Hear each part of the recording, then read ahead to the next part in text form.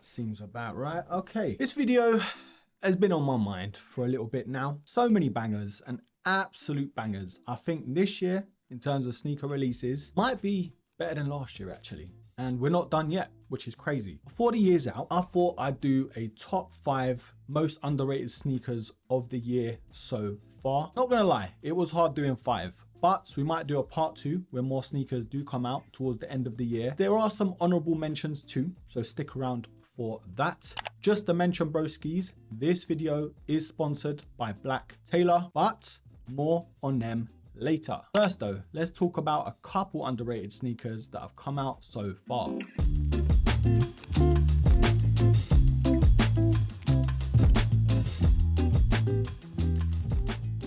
Now this isn't in any order, but the first one on this list is the Jordan 4 RM. Now I'll give it to you. The GRs aren't really much to write home about, but the 3 colorways that I think are absolutely fire. The 2 Nigel Sylvester pairs, and most recently, the Black Cat version. I do think the Nigels are a lot better just because what you're getting, you know, that special box, obviously the tissue paper, the stickers, and even the shoes. They feel a bit more premium and the colorways just look better. Now the new kid on the block though, that all black colorway, is the best of the GR bunch. I think reasons being, it looks like they've slimmed down the shoe itself compared to the GRs. And come on, this time of year, who doesn't love an all black sneaker? So yeah, the Jordan 4 RM is defo one of the most underrated sneaker releases so far. Now, although a lot of people did like this sneaker, I still think it's a bit underrated. There's even a lot of talk amongst the sneaker community why these are still sitting. But next up, it is the Jordan 1 Low Mocha. Now I've spoken time and time again on this channel about the Jordan 1 Low not really being my cup of tea, but I have to give it to the mockers. There's just something about this shoe. I wasn't planning on keeping them, but I mean, come on, the colorway is super clean. And it is a bit surprising that this sneaker is sitting in some places just because of how popular the high version was. But a very lovely colorway. And this for me is one of the most wearable Jordan 1 Lows I've ever seen. Now next up is kind of a niche one. I mean, it only really applies to Air Max heads because this one, yeah, it's an Air Max sneaker. But another underrated release, it is the Air Max Plus Sunset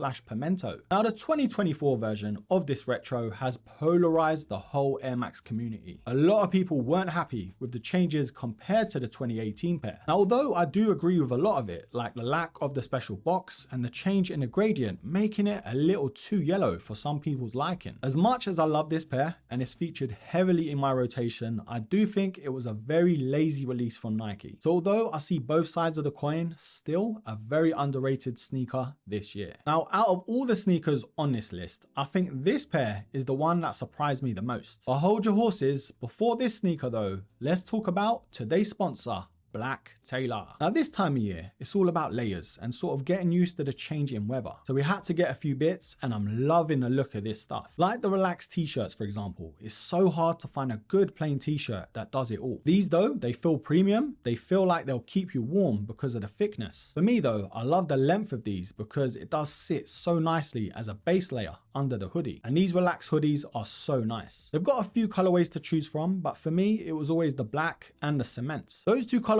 are very neutral and they're very versatile, so you can pull off different outfits with them as well. Now I do get asked very often, where do I recommend getting cargos from? And yeah, BLACKTAILOR does not miss. My favorites from them though are the N1 cargos. They just sit so nicely and they have a bit of versatility to them. You know, you've got the string at the bottom, so you can cuff them if you wanted to, depending on the shoe that you're wearing, or you can leave it flared. So if you was wearing a high top sneaker or even a low like the Jordan 1 Low Mocha, yeah, you've got the option both ways. Now the missing piece to the puzzle is this quilted vest, and it just goes so well with this outfit. Now in terms of sizing recommendations, especially the quilted vest and maybe even the hoodie, if you like that more roomier feel, you might need to size up. But if you like more of a closer fit in terms of clothing, then yeah, stick true to size. But stick to your normal sizing though when it comes to the t-shirts and the cargos. So there we have it, broskis. Everything will be linked down below. The links to purchase this stuff, what I'm wearing as well, sizing, all that good stuff. Also,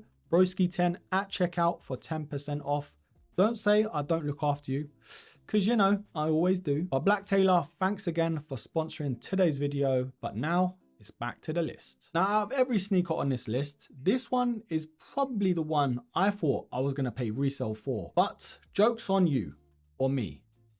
Anyway, they sat everywhere. So yeah, it was pretty good to see. It is though the Jordan 3 Amamaniere while you were sleeping. Now there might be a couple reasons why this sneaker did sit. I mean, the black cement is right around the corner, so a lot of people are waiting for those. Maybe it's the price point that put a lot of people off, or maybe the fact there are so many sneakers coming out around the same time. For me though, it was surprising considering how well the white pair was received. And spoiler alert broskies, this sneaker might just make my top 10. And there is a lot to like with this shoe, like the premium vibe to the materials, you know, the suede and the leather, all the little extras like the hang tags, the laces, and all the little Easter eggs on the shoe as well. And if I had to number this list, this sneaker would definitely be number 1. Now last but not least, it is the Nike Air Max 1 Royal Vault, aka Air Max Day. Now I do get it, this sneaker isn't going to be for everyone. The Vault midsole is going to put a lot of people off, and the fact it's an 86 cut as well. I know a lot of Air Max 1 heads don't like the big bubble, so I do get it. For me, I don't mind it just because of how comfier they are. In terms of looks though, I don't think you can beat the 87 cut, but yeah, that's just me. But let's spin it around to Air Max Day this year. It was very lackluster.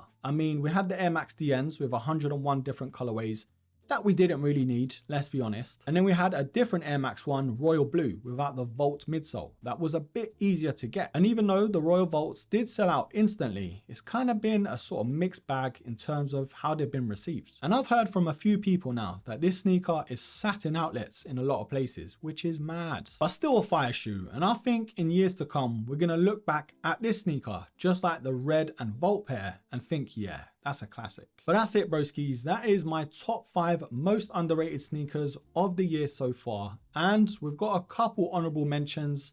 It would be rude not to. The 2 that do really stand out the most other than this list is the Air Max 1 Huff, which yeah, a lot of people weren't really feeling. I think diehard Air Max 1 fans were the only people that did sort of appreciate this shoe. Even though I don't really fall into that camp, I'm more of a 95 or a 90s guy, I just like this sneaker. I like the whole rollout. I like that it was a retro and you could actually get a lot of the colorways now compared to before.